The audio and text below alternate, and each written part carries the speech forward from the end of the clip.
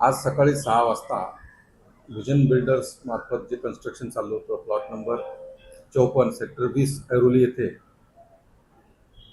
खोदकाम करत असताना जी शेजारची वॉल कंपाऊंड होती ती पावसामुळे खचली आणि त्याच्यासोबतच 5-6 गाड्या त्या खाली गेल्या जमिनीमध्ये.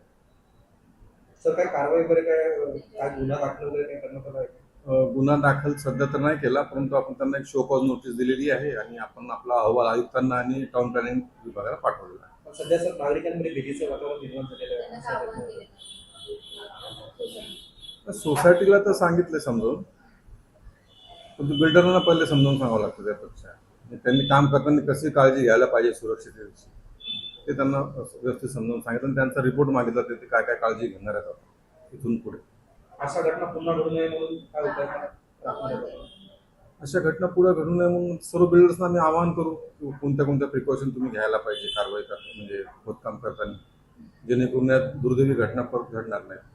सर जेव्हा 4 गाड्या त्या ढिगाऱ्याखाली आलेल्या आहेत त्यांचं नुकसान देखील मोठ्या प्रमाणात झालेलं आहे. ते नुकसान भरपाई देखील नागरिक मागत आहे. हो, तशी मागणी आली आहे पण ते संबंधित बिल्डरला सांगू त्याबाबत. Thank you sir. हो. सर.